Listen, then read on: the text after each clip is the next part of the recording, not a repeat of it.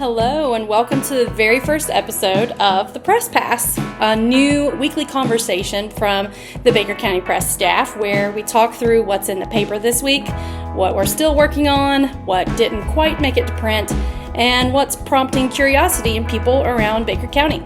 I am your host, your voice in the clouds moderator, Elizabeth, and this is Jessica Pravat, our publisher here at the Press, and Joel Addington, our editor. Thank you guys for being here, sitting down to chat, all that. So we're gonna think of this like a local news group chat, hopefully with fewer rumors and a little more context. Today we're gonna talk about property taxes and the amendment that's coming, and the collection site drama with the county, the upcoming community health fair, and we're going to take some questions, or we're going to ask some questions this week. It's our first week, so we don't have any questions just yet, but we're hoping we get some. Yeah, start somewhere. And then we're going to share a little more about our new newsletters, but let's get rolling with like a little icebreaker question. What is your coffee order? Well, I live my life simply, so I drink my coffee black. I no sugar, no milk, no excess. And if I really want a treat, then I do kind of like, I'm not much of a cold coffee person. Maybe a just generic vanilla latte, although I got one of those cookie butter lattes from our new neighbors, Reamer Coffee, and that was pretty flippin' amazing. Our very dangerous new neighbor. Yes. Yes. How about you, Joel? These days, I'm going with iced coffee. It's like when the temperatures start to warm up, we go from the warm cup of coffee in the morning to the iced coffee in the mornings. But like you, I like my coffee simple, cream, no sugar. Just give me my caffeine with a little bit of milk. I'm good. Right? That's it. All right, so we're going to try to do a couple different things each week, but we're going to always try to tackle one of our bigger stories that maybe we want to talk about a little bit more, or maybe give you our opinions that we keep out of the news articles, So, but this week we've got this property tax amendment thing going on.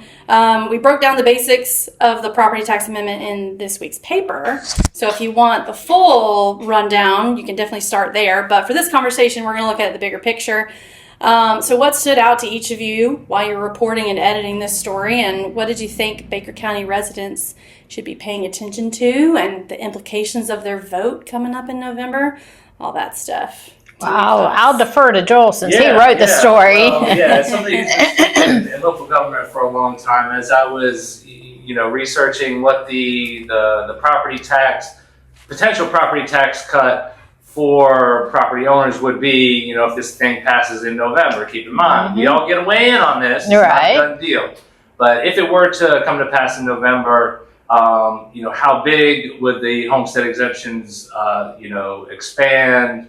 And most of the coverage this week focused on the reaction from county commissioners, from county officials, who were sounding the alarm because they see a big hole coming in their budget potentially next year. Right. The almost fortuitous timing of all this, though, is that they're just about to start their budgeting for next year, and they can do that sort of in parallel as they consider what they may be having to do a year from now if this passes. Right. So it's going to be a good exercise in budgeting, I think, for everybody involved, ourselves included. Now, what I couldn't stop thinking about during this whole discussion was just how so much of local government is funded from property taxes, which means that the services that we enjoy, as the public, are tied to how valuable the land is underneath us. Right. And so, in that sense, obviously, the property along A1A is valued differently than the property along US 90. So it's almost inherently unfair in the sense that depending on where you live, your government revenue and services may be different than another place. But that's not necessarily a bad thing. You can move to another place if you want to. You can stay where you want. You can stay where you are if you want to change those circumstances. But it does create a sort of a lot of uneven levels of services throughout the state of Florida, because land values vary greatly throughout the state of Florida. Yeah, and I mean, the conversation in Baker County has always been when it comes to property taxes, there's still a group of properties that with the basics exemptions that we have now, they become exempt from paying property taxes because the value of their property is already so low. I mean, it's, maybe a quarter of an acre with a house built in the 20s or 30s or an older model mobile home. And so all they're paying is pretty much assessments. And so now you just took that smaller block and just expanded it greatly with this, the exemption. I think the first year is $250,000. Mm-hmm. And I mean, I guess it's kind of one of those things when you have property values that have jumped significantly in the last 5 years. Mm-hmm. They went from here to like way up here all of a sudden. That 250,000 doesn't take out as many, but when you hit that 500,000 mark in 28, that's going to take out a chunk of the tax base. Yeah, that's a good point to make, in that there's probably a good 20 or 30% of Baker County's population that doesn't pay any property taxes today. Mm-hmm. So those people would see no change regardless of what happens. Right. However, if in reaction the county were to say, to make up that revenue, we're going to add 3 or 4 more fees to your tax bill, then those people would be paying significantly more money for the services that they enjoy today, essentially for free.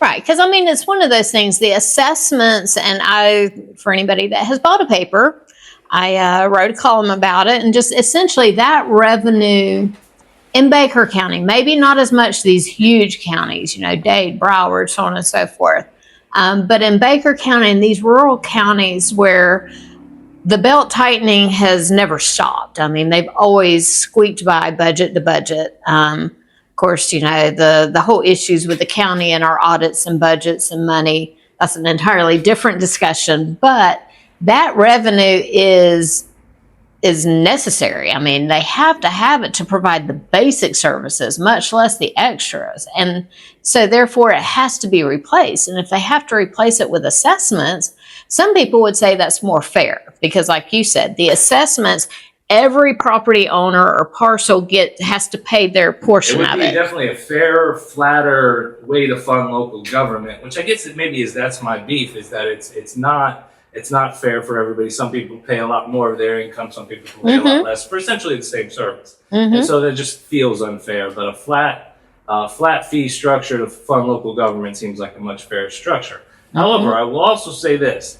The Florida CFO, Blaise Ingoglia, and others who are pro-property tax, homestead exemption, expansion, or anti-property tax, they say this is a way to target and starve county governments like Pinellas County in the Tampa area, Miami-Dade, Broward County in South Florida. They say this is a way to make them shrink their budgets and live within their means and stop wasting money. Now, CFO Blaise Ingoglia has obviously never been to a Baker County dump site. Yes. And seen that there's not a whole lot of wasteful spending going on here. So, I mean, to paint us and a lot of counties statewide with the same brush, it's going to be complicated. It's going to be messy. I'll just say that. It's going to be very messy. I mean, it's got these small county government officials flipping out. I mean, their hair is literally on fire. Yes, they are panicking, and understandably so. Because I mean, it's kind of ironic. All this talk about a boat ramp, and we need a boat ramp, and why isn't our boat ramp accessible, and stuff like that. Those are the services that the county is not required to provide, and those are the first things that stop when the county is having to use what money they do have to pay for law enforcement and public safety. So, I mean, that's kind of, to put it in people's backyard, that boat ramp could never be fixed if this potentially passes and the state has no way to replace that lost revenue for the county. Yeah. Say real quick, could you give a rundown of like the services that property taxes in general fund, just so people kind of have an idea of like, this is road work, this is getting your dirt roads scraped, this is the property taxes in Baker County that are paid, almost the majority of it goes to law enforcement and fire rescue. That's probably It's like 80% of the budget. Yeah. So the other 20 is the road maintenance, is the parks, the road grading, I should say, not paving. They don't pave. When I say maintenance, I mean grading, not paving. So yeah, roads, right of way, mowing, parks, Dump sites. dump sites, Public Works. public works. Yeah. And that's your building and zoning offices too. That's animal control. I mean, Yeah, Stuff that they're- affects your Yeah. everyday life. You know. yeah, it's what a lot of people don't truly realize, I think, that, all the different services that are provided by the county and or the city. I mean, if you live in the city limits, and this also is going to affect the city They're as gonna well. lose a bunch of money too. Yeah. So, I mean, this is just kind of the start of the discussion of the potential impacts. I mean, literally the governor tossed this out there and said, give me something in 72 hours. And that was like a dumpster fire to start with. Yeah. A lot of lawmakers were not happy with the lack of time to really consider this, and they are pushing back. I mean, the ballot language that passed this week is not identical to what the governor proposed. Right. However, just to give the other side of this argument, the reason it passed the Florida legislature basically on a party line vote was because people are so burdened these days with inflation, whether it's fuel, whether it's power, whether it's, just going to the grocery store. People are seeing so much inflation everywhere that lawmakers are doing maybe the only thing that they can Right. do at this time, which is try to take the local tax burden off of the public without obviously respecting where that money is going today. Right. They just see the benefit to everyday households in the public. Yeah. And I mean, and just a small little tidbit on that. Another thing that is kind of being discussed is with this amendment, they're also, over the last several years, Tallahassee has been eroding what's referred to as home rule. So the counties still have a fair amount of power over what happens in their county and control over setting rules and this and that. Yeah, there's still a lot of home rule power, but it seems like every year the state takes one or two of those away. Usually Right. it has to do with stuff like this, how local governments are funded. They've also talked about, I think they've been regulating short-term rentals and, Airbnbs and communities. They want to make the rules about Airbnbs so that the counties can't make their own rules about Airbnbs. Right. Brought state control into more of county local government Right. in recent years. And if we're not careful, it ends up like the school board. I mean, the school board has such a limited amount of control locally because DOE basically says this is the way it is, like it or not, these are the rules. And so they can't govern. Yeah, it's sort of the golden rule in that those who give you the gold make the rules. Right. That's exactly it. So, kind of pivoting off that topic, so the next thing we wanted to talk about was sort of a story that we didn't fully get to tackle yet, or it's coming up in the next few editions, and that would be the collection sites and the dump drama, if you will. Yeah. So, I mean, this isn't like necessarily a fun, cute topic, but a lot of folks actually, it affects everybody. We all got trash people. So, all right, let's talk about that. What's going on with that? Give me the rundown there. Well, there has been a lot of attention and discussions brought to the collection sites, and of course, social media is where the bulk of that. You see the various posts, but apparently there are rules, and there have been rules. It's nothing new. They're posted, but I kind of feel like over the years, I'm not sure exactly how strictly they've been enforced. I mean, personally, I've never been carded whenever I go to take my trash. Say, are you from Baker County? Do you live in Baker County?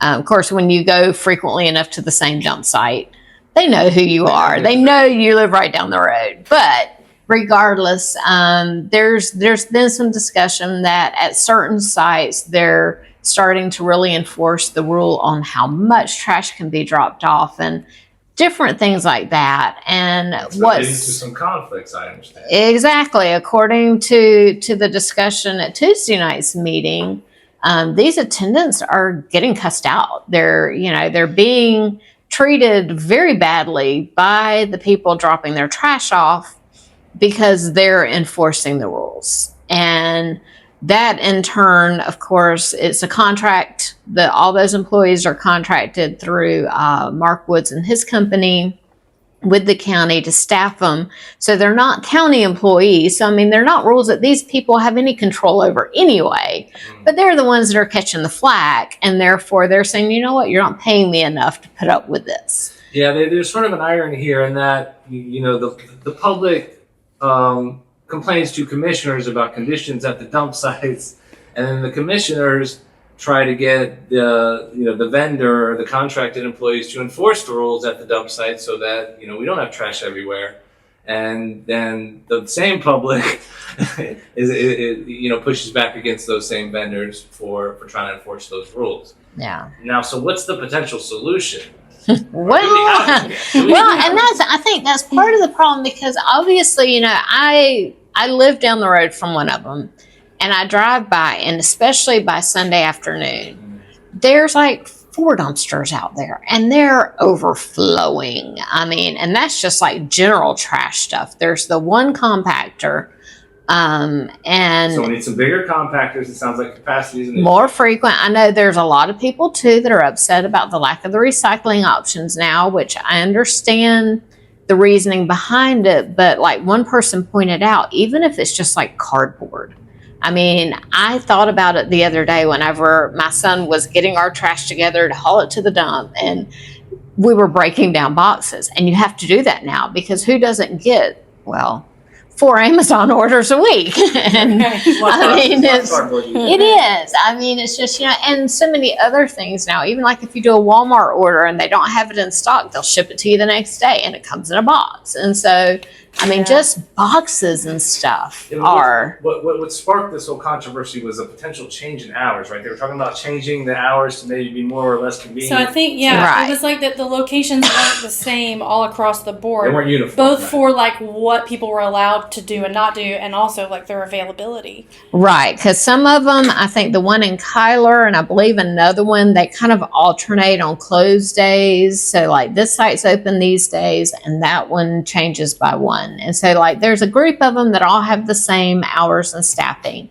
and then some didn't. And I mean, it was kind of because they have to go around and empty the dumpsters and this and that. So basically Chris Lee went to the commission 2.5 weeks ago and said, let's get the same schedule for every site. Let's set the hours. But in those discussions, didn't it also come out that the vendor, Mark Woods, and the company that's manning these sites no longer wants this contract? Well, that came up this week. I guess after the discussion about changing the hours, then this week, Mark said, you know what?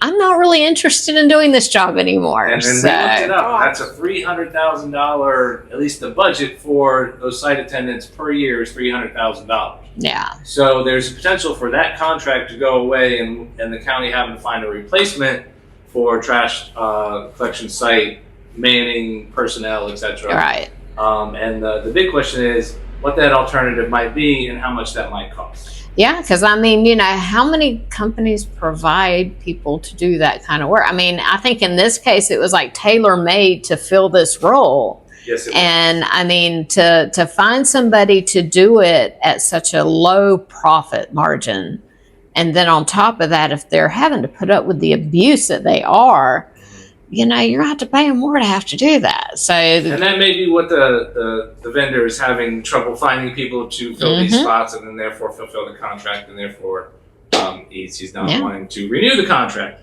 Yeah. But the question is, what are the solutions? And we'll be getting into that in the coming weeks. I'm sure commissioners will start weighing options. Yeah, I mean, I'm sure they're scrambling at this point. They're probably trying to say, okay, so what are the options? They have to advertise for it, and of course, solid waste is also part of the budget. That there is an assessment that everybody pays their fair portion to cover the expense. The problem is it's not covering the expense, and so part of the study that they're doing, that impact fee assessment study that they just contracted out, is going to be looking at the cost of solid waste and how much they can go up on that assessment to make sure that it is paid for, that it is being paid for out of that assessment, and the general fund is not having to supplement.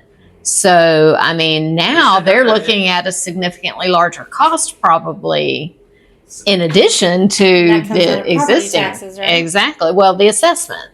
They would increase the assessment. Taxes, because the assessment doesn't cover the whole cost. It's supplemented by the property taxes.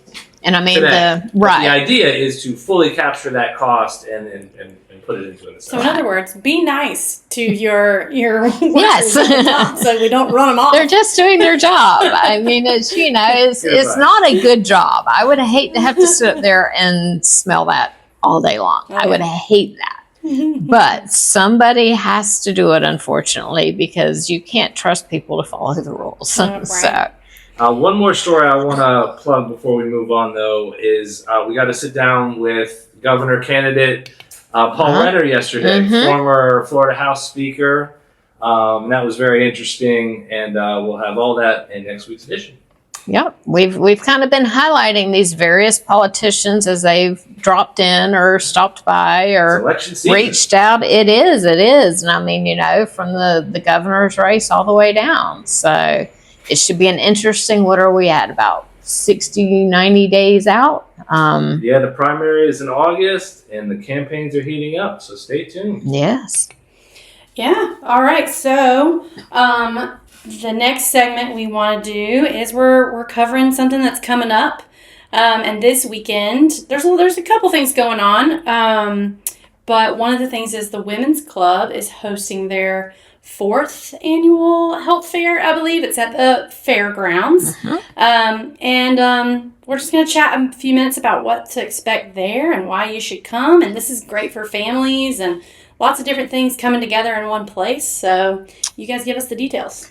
Well, I know Miss Lainey Willis she kind of started this, 4 years ago, I guess. And I remember when she came in and she was like, Jessica, I'm doing this, and this is going to be, right? Nurse practitioner. She's got some medical background, but she's very holistic in her approach, with essential oils and stuff like that. And it's, she's got a lot of background. And so she wanted to create this health fair to give people all these options and different things. And so her first year kind of kicked off with a bang. They had it down at the Women's Club, and it was a lot of vendors. And then she's just built. Every year she's built. And so this year it's going to be at the fairgrounds, and it is a packed event because now it's not just vendors. They're going to have workshops, which I thought was a really cool addition. Yeah, very engaging schedule coming up Saturday. Definitely check out the Women's Club Facebook page to figure out what activities you want. There are going to be goats in the park. I've got, There'll be goats. Yeah. Food trucks. So with this health fair, it is this Saturday. So that would be June 6th at the fairgrounds. Significantly larger venue, and parking is not a problem. Everybody always gripes about the parking out there. It's a lot of space. So the weather forecast could be nice too. Yeah, and two, this will be indoors. I mean, I'm sure there's an outdoor component as well, but they got food trucks and stuff. So it's 9 a.m. to 3 p.m. So you got all day to go. And then their different workshops are like 9:15 to 1. They're going to have a canine demonstration with the sheriff's office, and they're going to have the goats on the go, a juicing. They've got a canning. I mean, it's all kinds of neat little workshops, and they're like 15 minutes. So it's just tidbits. If no matter when you go on Saturday, you'll have some fun for sure. Oh yeah, and they're gonna have live music. I'm kind of looking forward to the live music. They're gonna have Back Alley Cadillac from 12 to 2. They're gonna have the Blood Mobile or the One Blood donation bus out there, And if you give blood, you get a $20 gift card and a sunshade because we are in Florida and your vehicle gets hot in July. So some free goodies. Yeah. So, and then they're going to have coffee. I mean, there's just so much going on. So you've got live music, you've got useful workshops, tons of information, all put together by the Women's Club. And they're doing raffles. They always have lots of gift baskets they're raffling off. So that'll be something fun this weekend to go check out. And I might see you there because I plan on going at least for a couple of hours. Awesome. So, All right. So our last little section that we're going to try to do every week is user questions. And as I mentioned before, this is our first week, so we don't have any questions yet. So I have a question. I want to know I know because I work here, but how do we decide what makes it into the paper each week versus like why things get held for later, all that kind of stuff? Just kind of explain that to people because I know sometimes we get calls or emails, hey, why wasn't this in the paper? well, it's kind of funny because Joel and I both deliver papers on Wednesdays. And as Jim Magali, the former publisher, used to say, he loved delivering because he could connect with the readers. You go out there and people stop you and they want to talk. The good, the bad, and the ugly. But I actually had somebody stop me and they were like, is the crossword puzzle in the paper? Oh, man. And I was like, okay, yes. The biggest point of contention every week. I said, I literally had not put it in for like 2 weeks. And I knew that people were going to start getting a little antsy because that crossword puzzle is almost as important, if not more important, than local news, I think. Yeah, if we forget to put in the answers, we hear. Yes, but we did get it in there, and now that you mention, I may not have put the answers in there, but it was tight. But we had to literally pull an article out to do that, and so that kind of tells a story. Tuesday nights is when those decisions get made on if something makes it in or it doesn't. So I mean, essentially, we have X number of pages. Advertising dictates some of that. And then some of that is just news, editorial content, how long the stories are, how short the stories are, how much we have, how little we have. For a while now, we have way more news and content than we have space for. So that's when it kind of comes down to timeliness is a big part of it. You don't want news to get old. So the decision is, okay, I have this much space. So we have to get in the really important stuff. Make sure if people need to know this before the next meeting. So that kind of gives it's a priority system. Yeah, the timing of stories, the things that we think people need to know today or tomorrow versus a week or 2 weeks from now, that can decide a lot of it. Or if a particular story is not pegged to a time specific event, right, or something like that we call them evergreen stories, right, where they can run anytime. Those are easy to hold if we don't have room. Stories often that I hold, or if I have a choice, are ones that are not sort of fully ripened.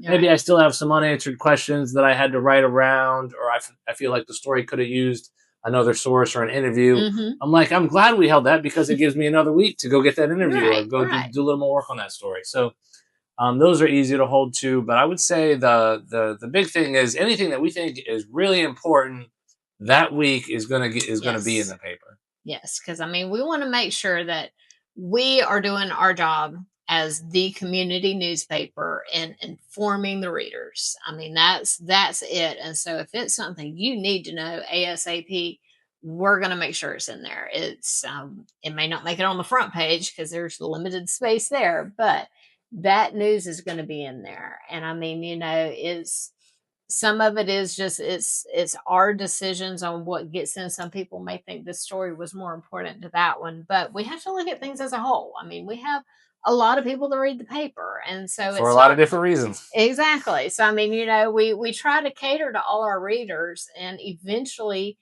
it gets in there. It just may not be this week, and it may be next week. So it's kind of a puzzle. Tuesday nights are when we assemble that puzzle, and This is not just, a 50-piece puzzle. This is more like a 500 or 1,000-piece puzzle. And one where we don't have the cover to go off of. We're sort of making the Exactly. cover. It's sort of what they say there. There's no picture. They're making the plane while they're flying it. Yes. That's what it's like. Yeah, or sometimes we have a story and that we end up having to hold Tuesday night because we had a commission meeting Yes. or something else, and we're like, oh, we got to make sure that gets in there. Yeah, you if know, something so- really important happens very late in the editorial process, other stuff just has to get bumped. There's Yeah. no other way around it, really. That's Yeah. it. And I mean, it can be good news, it can be bad news, or it can just be important news. I mean, there's so many different aspects to that decision. Yeah, I would say it's driven mostly by community interest, public interest, reader interest first,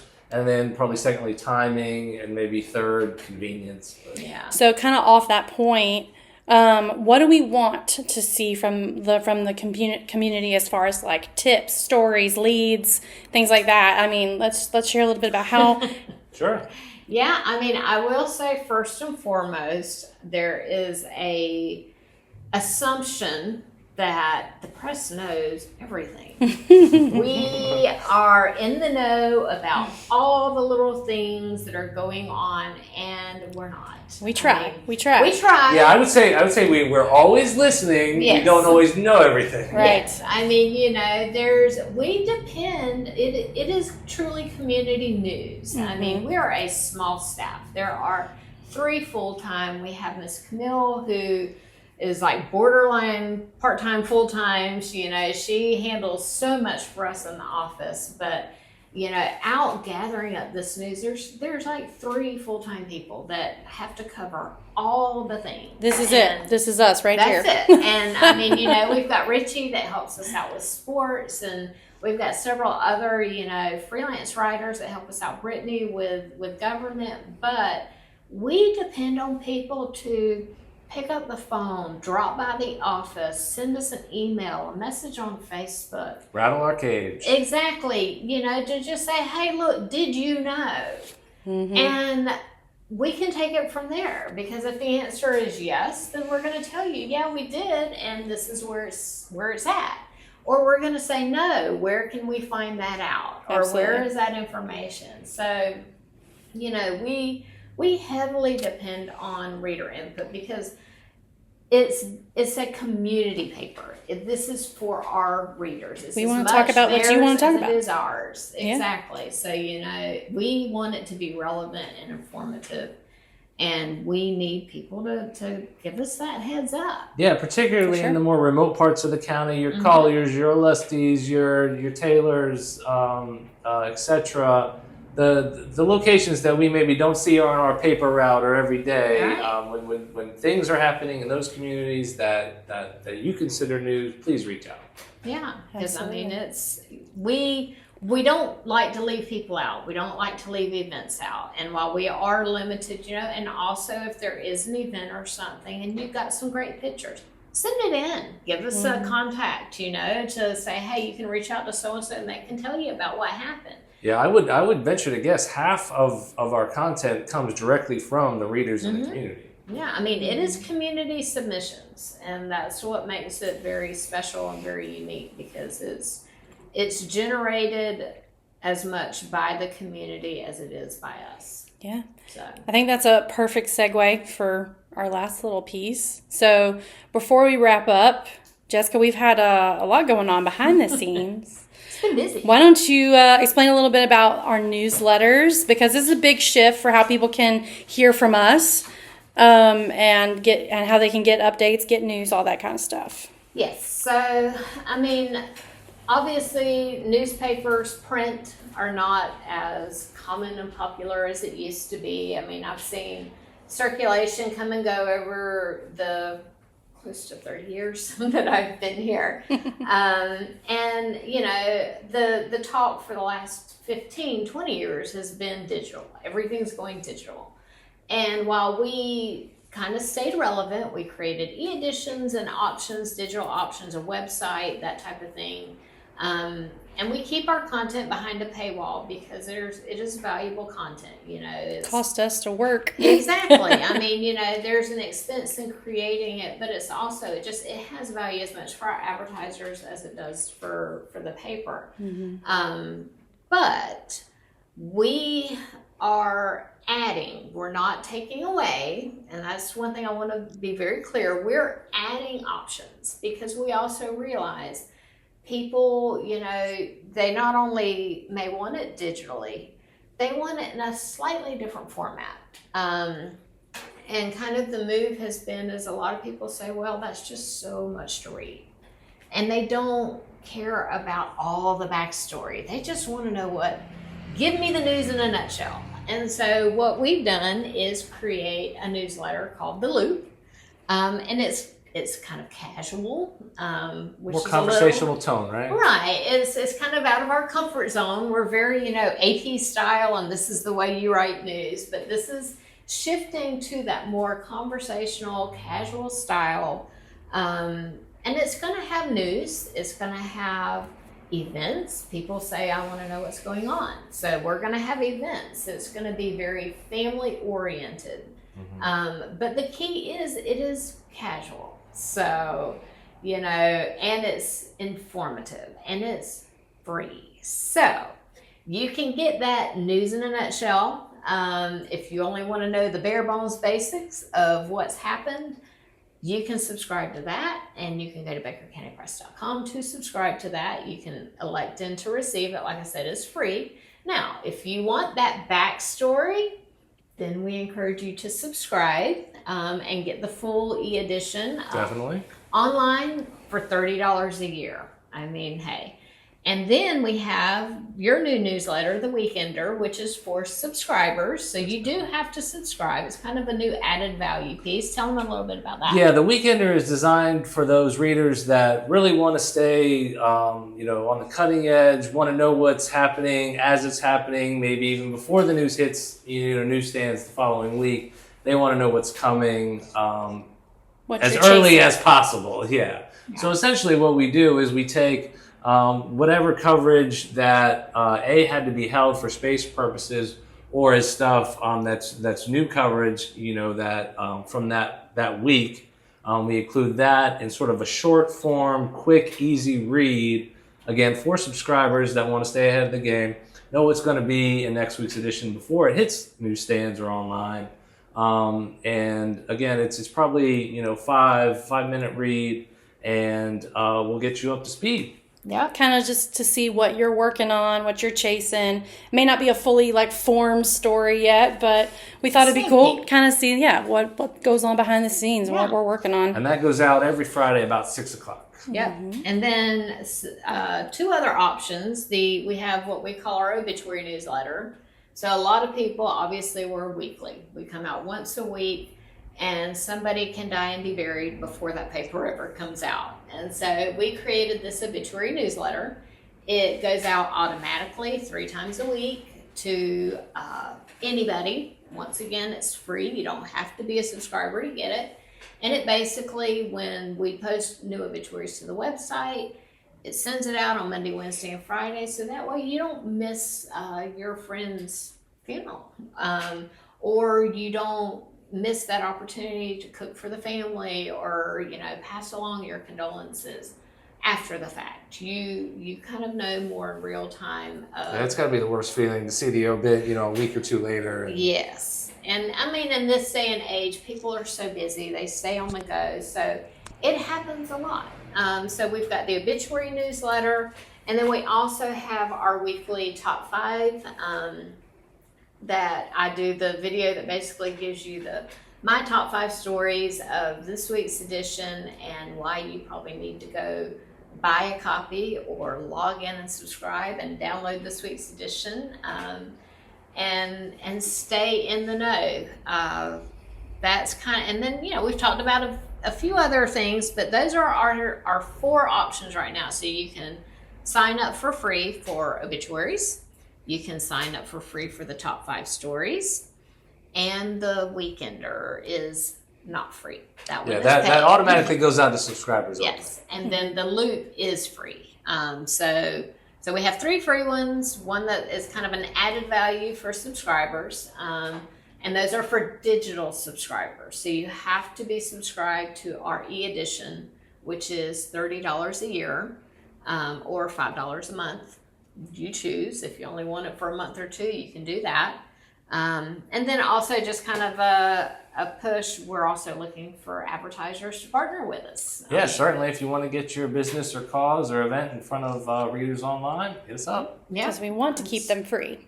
Yes, the readers. idea is we can keep these as free newsletters for the readers, and that it provides advertisers in Baker County, because there's a limited ways or options of marketing out here. You know, in Baker County, we're not Jacksonville. We don't have billboards and we don't have all these things. We're a community of small businesses with limited budgets. So we're always here at the newspaper trying to find ways to give them an opportunity to advertise and get their business out in front of people. And some businesses have a different demographic than, say, the print newspaper. So now we're opening all sorts of new doors for opportunities. We're really trying to meet readers and advertisers where they are, connect them with the audiences that they want to be connected with through various channels. Absolutely. And keeping it all affordable. That's the key. So. In this economy, you have to. What Yes. do we want to plug with the newsletter? Well, there is a form on our website's homepage, right at the very Yeah, top, it's at the top. that you can. In the junk folder. Oh yes. Be sure to check your junk folder, your spam folder. Some people had it landing there. Even if they signed up, I'm going to work on that bug. But yeah, please do that. Our first loop went out today. So, when you see this, it'll be yesterday.